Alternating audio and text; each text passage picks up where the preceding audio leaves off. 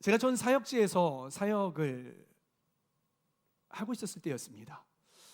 저는 청소년부 사역자였어요. 중고등부 사역자였습니다. 규모가 그래도 제법 아주 큰 청소년부는 아니었지만 그래도 몇 있는 청소년부였어요. 재밌게 사역을 했어요. 뭐 제주도도 놀러 가고요. 예. 수련회를 제주도로 갔어요. 그리고 참 해볼 만함직한 것들을 다 시도하고 정말 재밌게, 선생님들도 뭐 정말 재밌게 다 하나가 되어서 똘똘 뭉쳐서 그렇게 사역을 했어요. 그런데 저에게는 한 가지 고민이 있었어요. 그것이 무엇이었냐면 이 청소년들에 대한 고민이었어요. 그 청소년부의, 그 중고등부의 54%가 보육원에 사는 친구들이었어요. 이 보육원에 산다는 그 친구들이 어떤 아이들이냐면, 부모님들이 이 아이들을 기를 능력이 없어서 이 아이들을 그 보육원에 맡겨두고 부모님은 따로 살거나 아니면 부모님은 도망가시거나, 어떤 아이들은 자기 부모님이 살아계신지 생사조차 확인도 할 수 없는 그런 아이들이 이 54%였던 거예요. 이 아이들은요 참 재밌습니다. 그 원이라고 할까요? 원에서 승합차를 가지고 이 아이들을 데리고 교회에다가 딱 데려다 줍니다. 교회 마당에서 차에서 아이들이 내리면 교회로 들어오는 데까지 10걸음도 되지 않습니다. 그러면 보통 어른들의 상식으로는 이 아이들이 100% 예배에 출석을 해야 되잖아요. 근데 100% 출석을 하느냐? 아닙니다. 이 아이들 중에 머리가 좀 컸다고 하는 아이들은 어떻게 하느냐? 이 아이들은 PC방으로 갑니다. 놀러 갑니다. 담배 피러 가는 거예요. 제가 이 아이들을 PC방에서 정말 데리고 온 게 한두 번이 아니었어요. 선생님들 시켜서 찾아온 게 한두 번이 아니었어요.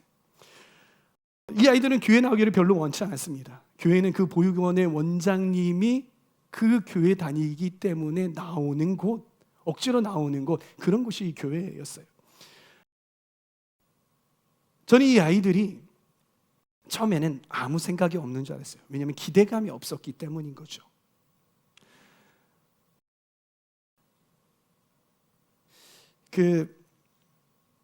이 아이들을 바라보면서 내가 어떻게 사역을 해야 될까 고민이 많이 되더라고요. 그래서 저의 목표는 무엇이었냐면, 이 아이들이 어떻게든 교회에 붙어있게 좀 해보자. 교회를 재밌게 해보자. 얘네들이 교회가 재밌어서 PC방 가는 것보다 교회가 더 재밌어서 교회에 있게 해보자. 그러한 목표를 가지고 아이들을 재밌게 해주었습니다. 그러니까 아이들이 효과가 없었던 게 아니에요. 그러니까 아이들이 마음문을 열기 시작을 했어요. 그러면서 자기 이야기도 하고 대화도 하고 마음을 열고 그렇게 하는 겁니다. 그렇게 몇 달 동안, 그리고 한두 해 동안 노력한 결과 그 친구들의 마음을 조금씩 알게 되었습니다. 그 아이들의 마음을 알면 알수록 제 마음이 너무나도 기쁘고 좋아야 하는데 마음이 점점 무거워지는 거예요. 그 아이들의 아픔, 그 아이들의 슬픔, 그 아이들의 상처, 말 못하는 트라우마, 이러한 것들이 그 아이들을 너무나도 괴롭히고 있다는 것을 알게 되었어요. 너무나도 마음이 아픈 거예요. 그래서 어떻게 합니까?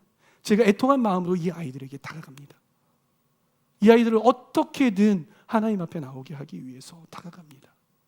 그런데 얘네들은 어떻게 하는 줄 아세요? 처음엔 다가오면 너무 좋아해요.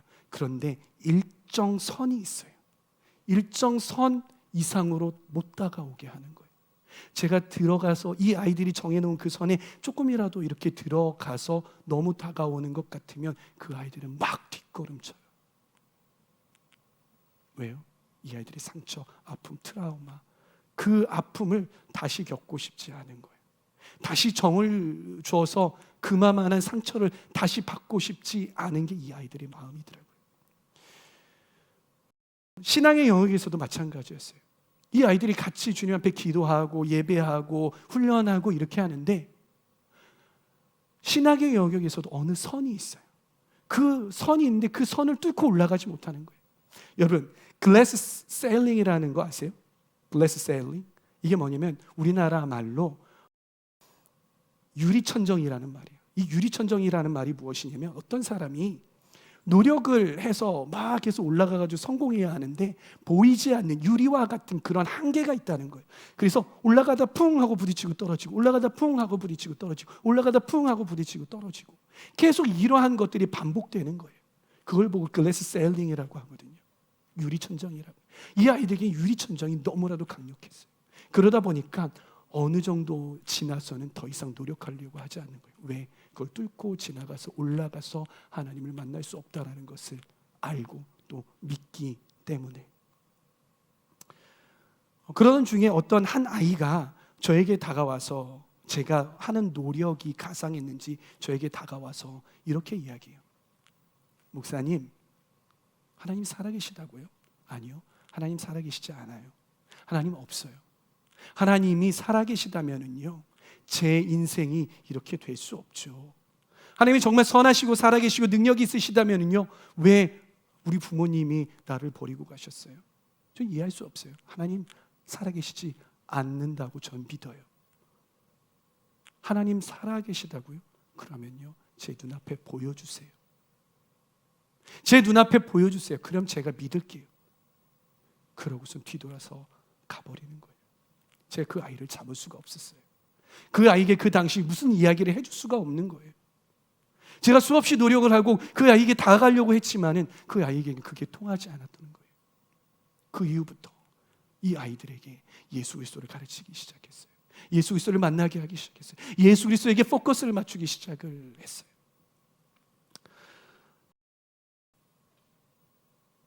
여러분, 하나님은 계시지 않습니다. 하나님이 계시다면 나의 인생은 이룰 수 없죠. 하나님 정말 살아계시다면 저에게 보여주세요. 이 말, 이 아이들에게만 해당되는 말일까요? 제가 청년 사역을 하면서 정말 많은 청년들이, 심지어는 몇 주 전에도 들었어요. 청년이 하는 이야기. 하나님 정말 계신지 전 잘 모르겠어요. 좀 이 아이보다는 고상하게 표현하지만 하나님 계신지 저는 잘 모르겠어요. 하나님 계시다면 저에게 이러한 힘든 일이 생기지 않죠. 하나님 정말 살아계세요? 봤으면 좋겠어요. 보여주세요. 이 이야기, 정말 많은 청년들이 이런 이야기를 하는 거예요. 사랑하는 청년 여러분, 우리가 믿고 있는 예수님 정말 계실까요? 우리가 믿고 있는 예수님 정말 살아계실까요? 네, 대부분이, 많은 우리 청년들이 모태신앙인이라서 하나님 계신 것, 그 정도는 믿는 것 같아요. 그런데 하나님은 살아계시다라는 것 인정을 하는데, 그 하나님이 정말로 내 삶을 회복시키실 정도로, 내 깨어진 가정을 회복하실 정도로 그렇게 능력이 많으신 예수님이라는 것, 여러분들 믿으십니까? 하나님이 그렇게 능력 있으신 분이시라는 것 여러분들 인정하시냐는 것입니다. 아니면 그 예수님을 제한하고 있지는 않습니까? 여러분, 이 시대 가운데 사탄이 우리에게 하는 일이 있습니다. 그것이 무엇이냐면 예수 그리스도를 제한하는 것입니다. 예수 그리스도의 그 능력을 과소평가하게 하는 거예요. 여러분, 그러면 어떻게 되는지 아십니까? 예수님을 온전히 의지하지 못해요. 예수님께 나의 삶을 온전히 던지지 못해요. 그리고 조건적으로 취사 선택해서 믿는 거죠. 아, 이 영역은 내가 보았고 경험해 왔으니까 예수님께서 하실 수 있어. 그런데 이 영역은 내가 몇 년 동안, 몇 해 동안 내가 기도하고 몸부림쳤는데, 내가 노력했는데도 안 돼. 하나님, 예수님 이 영역 하실 수 없어. 이렇게 생각하게 된다는 것이죠. 사탄은 우리에게 예수님을 믿으라고 말해요. 요즘 사탄의 전략이 바뀌었어요. 믿지 말라고 하지 않습니다. 믿으라고 그래요. 그러나 뭐라고 하냐면, 그 예수는 널 위해서 그렇게 성실하게 일하지 않으셔. 예수는 너의 삶을 다 변화시키고 온전히 변화시키기에 충분한 능력을 갖고 계시지 않아. 성경에 나오는 그 예수 그리스도의 능력은 과장되었어라고 속삭이는 게 이 사탄이라는 것입니다. 그러면 어떻게 됩니까? 앞서서 이야기했던 그 청소년들처럼 하나님이 있다면 제발 눈앞에 보여달라. 하나님이 있는데 내 인생은 왜 이 모양 이 꼴이냐? 보여달라. 하나님은 있을 수 없다 라고 이야기하게 되는 것이죠. 여러분, 성경에 보면 예수님이 참 많은 사람들에게 기적을 베푸셨습니다. 오늘 마태복음에 보면은요, 그 수혜자 중에 좀 요란스러운 사람들이 등장을 하게 됩니다. 예수님이 지나가시는데 두 사람이 예수님을 향하여서 소리칩니다. 다윗의 자손이여 나를 불쌍히 여기소서. 다윗의 자손이여 우리를 불쌍히 여기소서. 다윗의 자손이여 우리를 불쌍히 여기소서. 이 사람들은 어떤 사람들이기에 이렇게 예수 그리스도를 향하여서 간청하고 있는 것일까요? 이 사람들은 앞을 보지 못하는 그러한 사람들이었습니다. 이렇게 외치는 것은 그 예수님을 보고 자기의 눈을 낫게 해달라고 간청하는 것이죠. 처음에는 예수님이 이들의 청을 곧바로 들어주시지 않았던 것 같아요. 말씀해 보면은요, 예수님이 한 집에 들어가셔서야 그들을 마주 대하셨어요. 그러면 이 의미가 무슨 의미입니까? 이 말은 그들이 계속해서 예수님 앞에 간청한 거예요. 쫓아 들어간 거예요, 그 집까지. 예수님은 그들에게 질문하십니다. 뭐라고 질문하십니까? 너희는 내가 이 일을 할 수 있다고 믿느냐? 너희는 내가 이 일을, 너희의 눈을 고쳐줄 수 있다고 믿느냐? 라고 물어보시는 거예요. 이상하죠? 예수님이 이들을 약 올릴까요? 나 할 수 있게 없게 이렇게 약 올리시는 거예요? 왜 그러실까요? 예수님은 왜 도대체 이러한 질문을 하실까요? 예수님이 종종 이런 질문들을 하십니다. 그리고 종종 곧바로 기적을 베풀어 주시지 아니하시고 어떤 한 스텝을 남겨두시고 그 스텝 뒤에서 기다리고 계세요. 때로는 거절하시기도 하시죠. 왜 그러시는 걸까요? 예수님은 이들의 믿음을 보고 싶으셨던 거예요. 이들의 믿음이 과연 이들을 낫게 할 정도의 믿음인가를 보고 싶으셨던 거예요. 여러분, 기적은 어느 때 일어나시는 줄 아십니까? 기적은 하나님의 말씀이 선포되어지고 그리고 믿음이 있을 때에 그 두 개가 합쳐질 때 기적이 일어나는 거예요. 하나님의 말씀만 있고 그것 가운데 믿음이 없다면 기적은 일어나지 않습니다. 오직 그 하나님의 말씀에 믿음으로 응답할 때에만 기적은 일어난다라는 것이. 예수님께서는 그 믿음을 요구하셨던 것이죠. 그리고 지금을 사는 우리에게도 이러한 믿음을 요구하고 계시는 줄 믿습니다. 그들의 대답은 어떠했습니까? 아주 간결했지만 확실했습니다. 네, 주님. 이 말은 무엇입니까? 네, 주님. 예수님께서 저의 눈을 고치실 줄 믿습니다 라고 고백을 했던 거죠. 그때야 비로소 예수님은 손을 드셔서 그들의 눈을 만지시면서 이렇게 말씀하십니다. 뭐라고요? 너희의 믿음대로 되어라. 너희의 믿음대로 되어라. 무엇을 말씀하십니까? 믿음을 말씀하고 계시는 거예요. 너희의 믿음대로 되어라. 그때 어떻게 되었습니까? 그 눈 멀었던 사람들은 즉시 눈이 떠지게 되었던 것이죠. 할렐루야. 사랑하는 청년 여러분, 여러분에게 있어서는 예수님은 어떤 분이십니까? 여러분에게 있어서는 예수님은 어떤 분이십니까?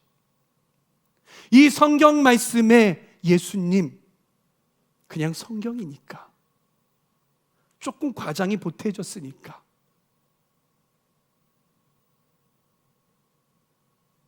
그렇게 믿고 있지는 않으십니까?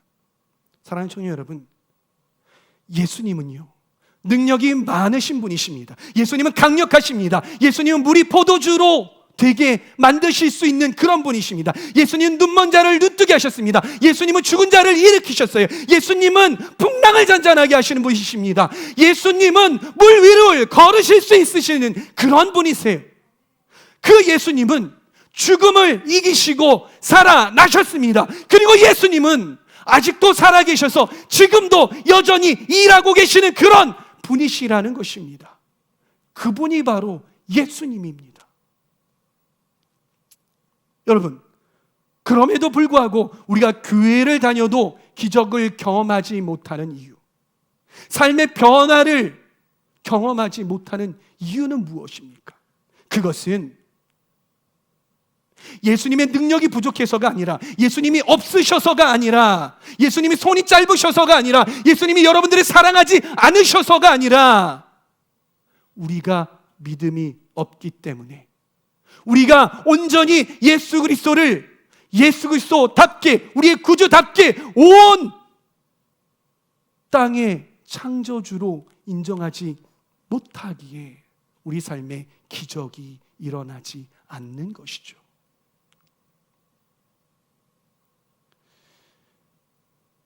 사람들이 둘러싸인 예수님을 향해서 다윗의 자손이여 우리를 불쌍히 여기소서, 다윗의 자손이여 우리를 불쌍히 여기소서, 그렇게 외쳤던 이 눈멀었던 두 사람의 그런 외침, 그 외침이 여러분들에게 있으십니까? 예수님의 응답이 없어도 응답하실 때까지 내 자존심이 아무리 구겨져도 자존심을 내려놓고 예수님을 불러보신 적 있느냐 말입니다. 예수님만이 내 인생과 내 가정을 변화시킬 수 있다는 강력한 믿음이 여러분들의 마음 가운데와 여러분들의 생각 가운데 있느냐는 말입니다. 여러분, 예배, 찬양, 이 시간, 예수님을 공식적으로 만나고 예수님을 공식적으로 경험할 수 있는 그러한 자리죠. 그런데 어떤 이들은 이 찬양하는 시간에, 예수님을 만날 수 있는 이 시간에 내 목소리가 다른 사람들에게 들려지면 어떻게 생각할까? 내가 찬양하다가 하고 삑살이 나는 것, 다른 사람이 들으면 나는 너무나 창피한데, 내가 노래를 이렇게 못 부르는 것, 내가 음치인 것 옆에 있는 사람이 알면 나를 어떻게 생각할까? 내가 기도할 때 부르짖고 막 울면서 엎드려서 눈물 콧물 다 흘리는 모습을 다른 사람들이 보면 내 이미지 어떻게 되지? 나는 점잖은 사람인데, 나는 정돈된 사람이길 원하는데 다른 사람이 나를 그렇게 보면 어떻게 하지? 그게 무서워서 예배 시간에, 기도 시간에 여러분들이 스스로 제한하고 그렇게 이미지 관리하면서 예배드리고 있지는 않으십니까? 여러분, 그렇다면 우리는 결단코 예수님을 경험할 수 없습니다. 우리 삶 가운데, 또한 우리 예배 가운데, 우리 기도 가운데 예수님을 경험하지 못한다라는 것입니다. 그런 기본적인 믿음이 없기에 우리는 우리의 삶 가운데, 우리 인생 가운데, 우리의 가정 가운데, 우리 직장 가운데, 교회 가운데 기적을 경험하지 못하는 것입니다. 제가 필리핀에 아울리치를 갔었을 때입니다. 저희 아울리치 팀은요, 그 필리핀에 가서 칼리아 컬처럴 페스티벌이라는 축제를 열었어요. 칼리아라는 말은 그곳 지역 명칭이에요. 그리고 컬처럴이 뭐예요? 컬처럴, 그렇죠? 문화, 그리고 페스티벌, 축제. 그 지역에 문화 축제를 열었어요. 말이 문화 축제지 이거는 예수 축제였습니다. 네, 그 땅에 있는 주민들을 섬기고 함께 초청하고 예배하고 나눠주고 함께 찬양하고 이러는 축제였어요. 근데 축제 마지막 날이었습니다. 저희 팀원들이 그 마을 주민들을 위해서 기도해 주겠다고 했어요. 그래서 아픈 사람 나오라고 했고요, 병든 사람 나오라고 했고, 고민 있는 사람 나오라고 했습니다. 힘든 사람 나오라고 했어요. 해결되지 않는 인생에 문제가 있는 사람 나오라고 이야기를 했어요. 사람들이 나와서 기도를 받아요. 네, 기도를 받고 있어요. 그런데 이 많은 인파 중에서 한 명의 소년이 앞으로 나와서 기도를 받겠다고 왔어요. 저는 그 아이를 둘러쌌습니다. 그 아이는 어떤 아이였냐면 듣지 못하는 아이였습니다. 말하지 못하는 아이였어요. 정말 많은 사람들이 이 아이를 고쳐보겠다고 기도하고 했지만 이 아이는 낫지 않았어요. 그래서 어련히 이런 자리가 있으면 나오지 않았던 아이예요. 그런데 그날만큼은 이 아이가 무슨 믿음이 생겼는지 자기를 고쳐달라고 그 자리에 나와서 자기를 기도해달라고 머리를 들이밀고 있는 것입니다. 그래서 저희는 이 아이를 위해서 기도하기 시작했습니다. 어떻게 되었을까요? 이 아이가 어떻게 되었을까요? 대답해 보세요.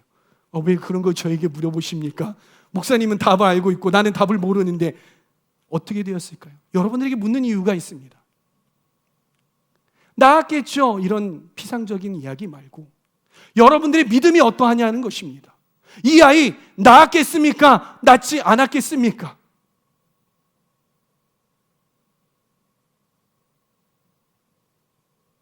놀라운 일이 벌어졌습니다. 제가 말로 하면 여러분들이 안 믿을 것 같아서 제가 직접 찍은 영상을 여러분들에게 보여드리려고 합니다. 영상을 틀어주시죠.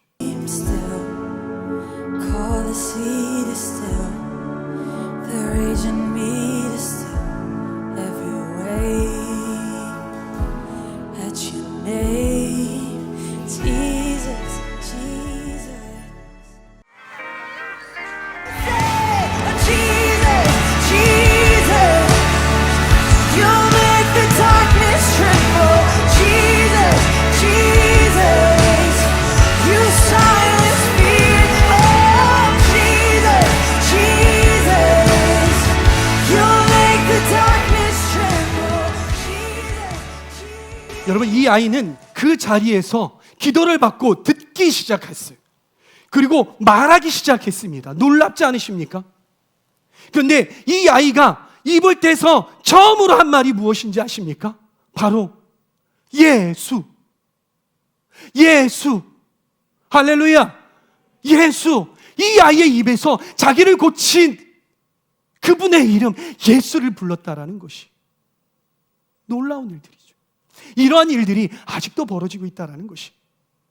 사랑하는 청년 여러분, 예수님은 여전히 일하고 계시는 분이십니다. 예수님이 계신 곳에는 이 시대에도 여전히 기적은 일어나고 있습니다. 예수님이 계신 곳에는 놀라운 변화가 여전히 일어나고 있다는 사실입니다. 그러기에 우리 예수님을 우리는 제한하지 말아야 하는 것이. 사랑하는 청년 여러분, 믿음을 가지십시오.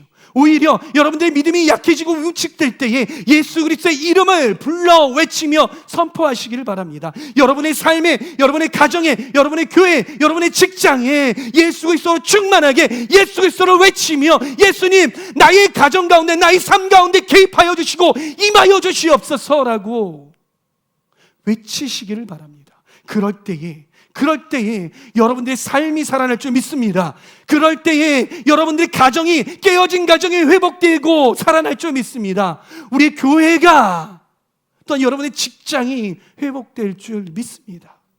사랑하는 청년 여러분, 이 사실을 믿으시기 바랍니다. 제가 설교 초반에 전 사역지 이야기를 하고 있었죠. 제가 그 교회를, 그 공동체를 떠나와야 하는 마지막 날이었어요. 마지막 설교를 하게 됐어요. 저의 스타일은 제가 마지막까지 청소년들 아무도 몰랐습니다. 교사들만 알았어요. 그것도 그 전전날. 여느 때와 똑같이 강단에 올라갔습니다. 그리고 말을 떼서 오늘 저는 이 교회에서 마지막입니다. 웅성웅성거렸겠죠. 사랑하는 청년 여러분, 여러분이 마지막 설교를 공동체에게 한다면 무슨 설교를 하시겠습니까? 참 많이 고민이 되더라고요. 참 많이 기도가 되더라고요. 주님, 제가 무슨 설교를 할까요? 여러분, 저와 함께 신앙생활 해주셔서 너무나도 감사합니다. 여러분들 잘 자라나고 다음에 또 옵시다 라고 이야기를 할까? 한 사람 한 사람 이름을 불러가면서 여러분들과 나눈 그러한 정들 너무나도 감사했습니다 라고 이야기를 할까? 여러 가지 생각들이 들더라고요. 근데 하나님께서 저에게 마음에 주시는 그런 감동은 마지막으로 예수 그리스도로 마침표를 찍자라는 그런 마음이었어요. 그 아이들에게 예수 그리스도는 살아계시다. 예수 그리스도는 여전히 일하고 계시다. 우리가 예수 그리스도를 믿는다면 그 예수님 우리의 삶 가운데 역사하실 것이다. 그 예수님의 이름이, 또한 우리가 가진 그 예수를 향한 믿음이 우리를 이 모든 어려움 속에서 극복하게 할 것이다 라는 말씀을 전했어요. 그게 저의 마지막 설교였습니다. 근데 이 설교, 마지막 설교를 하는데 제가 얼마나 기도하면서 설교했는지 몰라요. 왜냐하면 제가 그곳을 떠나오기 전까지 그 아이들은 변하지 않았어요. 여전히 그 모습이었어요. 조금 나아지는가 하면 다시 뒤돌아가고, 조금 나아지는가 하면 다시 뒤돌아가고, 그런데 오히려 더 힘들어지는 그런 일들이 발생하는 걸 보면서 저는 떠나면서 너무나도 마음이 아팠기 때문에 기도했어요. 하나님, 한 사람이라도 이 설교를 듣고, 제 마지막 설교를 듣고 예수 그리스도 만났으면 좋겠습니다. 근데 그 설교 시간에 앞에 있는 그 아이들이 은혜 받고 눈물 흘리고 했으면 정말 좋았을 텐데, 여기 있는 누군가처럼 졸고 앉아 있고 멍한 데를 바라보고 있고 그러는 겁니다. 설교를 하면서 절망이었습니다. 그래, 주님이 하시겠지. 그러나 주님 꼭 해주십시오. 그런 마음을 가지고 강단에서 내려왔습니다. 예배가 다 끝난 다음에 한 아이가 저를 찾아왔습니다. 이 아이는 어떤 아이였냐면, 중학교 처음에 올라오고 중학교 초반에는 참 똘똘한 아이였어요. 참 마음이 착한 아이였어요. 바른 아이였어요. 너무나도 제가 이 아이를 예뻐했어요. 그런데 이 아이가 착한데 다른 아이들하고 같이 몰려있다 보니까 이 아이를 자꾸 공격하고, 뭔가 신앙생활을 하려고 하면 공격하고, 야, 너 기도했냐? 뭐 방언을 하면 너 그 이상한 말 왜 하는 거야? 자꾸 이러한 이야기, 공격하다 보니까 이 아이가 마음이 자꾸 다치는 거예요. 점점 뒤로 물러서기 시작을 하는 거예요. 결정적인 일이 일어났어요. 이 아이와 친했던 아이들이 셋이서 서로 주먹으로 치고받고 했어요. 걔네들이 살고 있는 이 복도가 피로 얼룩질 정도로 치고받고 한 거예요. 이 아이가 트라우마가 생겼어요. 충격을 받게 된 거예요. 아, 내가 그래도 예수님을 제대로 만나지 못했지만 하나님의 말씀대로 살아가면 하나님께서 내게 복 주실 줄 알았는데, 계속 이렇게 살면 우스운 사람이 되는구나, 웃긴 사람이 되는구나, 나 이제 그렇게 살지 않아, 이렇게 결정을 해버리게 된 거예요. 그리고 이 아이가 그 트라우마로 인해서 정신과 치료를 받게 되는 거예요. 정신과 약을 먹으면 졸립니다. 멍해요. 이 아이가 올 때마다, 그렇게 똘똘했던 아이가 멍해서 오는 거예요. 주일날마다 앉아가지고 멍하니 있다가 가는 거예요. 잠자다 가는 거예요. 너무나도 속상했던 거예요. 근데 그 아이가 왔어요. 어눌한 말투, 그 전에는 너무나도 똘망똘망한 아이였는데 어눌한 말투로 저에게 말하는 거예요. 목사님, 저 너무 슬퍼요. 목사님, 정말 죄송해요. 제가 물어봤어요. 너 뭐가 그렇게 미안한데? 목사님 말을 잘 들어야 되는데 제가 목사님 말 잘 안 듣고 속썩여서 너무 죄송해요 하면서, 그 약을 먹으면요, 눈물도 제대로 안 나거든요. 눈물이 한 방울 떨어지고 많이도 안 나요. 어깨는 들썩거리는데 눈물도 제대로 안 나는 거예요. 그러는 거예요. 너무 속상하더라고요. 괜찮아. 앞으로 잘하면 되지. 그 아이가, 목사님 근데 있잖아요, 제가 목사님 설교 듣는데 있잖아요, 하늘에서 빛이 저한테 막 쏟아지는 거예요. 근데 제가 그 동안에 목사님 말씀하셨잖아요, 예수님 살아계시다고, 그분 저 사랑하신다고. 제가 그거 전혀 안 믿어졌거든요. 그런데 오늘 말씀 듣다가 믿어졌어요. 저 예수님 믿을래요. 예수님 믿으며 살래요. 목사님, 저 잊지 말아주세요. 저도 목사님 안 잊을게요. 이러한 일이 그 아이에게 있었어요. 예수님은 그날 그 아이를 그렇게 만나주셨습니다. 그리고 그 친구의 삶이 변하기 시작합니다. 지금도 전해보면 잘 지내고 있다고, 잘하고 있다고 연락이 와요. 사랑하는 청년 여러분, 예수님은 누가 뭐래도 살아계십니다. 예수님은 여전히 일하고 계십니다. 예수님은 능력이 있으신 분이십니다. 예수님은 여전히 일하셔서 그 이름을 부르고 그 이름을 믿는 자마다 그에게 가셔서 역사하고 기적을 베푸시는 그러한 예수님이십니다. 사랑하는 청년 여러분, 그 예수 그리스도의 이름을 외쳐 부르십시다. 그 예수님의 이름을 외쳐 부르십시다. 그 예수님의 이름을 굳건히 믿으십시다. 그럴 때에 여러분들의 인생이, 여러분들의 삶이 변화될 것입니다. 여러분의 깨어진 가정이 다시 회복될 것입니다. 여러분들의 인간관계가 다시 회복될 것입니다. 여러분이 있는 모든 처소가 예수 그리스도로 충만하여 회복될 줄 믿습니다. 그렇게 놀라운 기적을 경험하시는 저와 여러분들 되시기를 바랍니다. 그리고 그 역사를 경험하고 그 일에 동참하는 우리 한림 청년부 다 되시기를 간절히 축복합니다.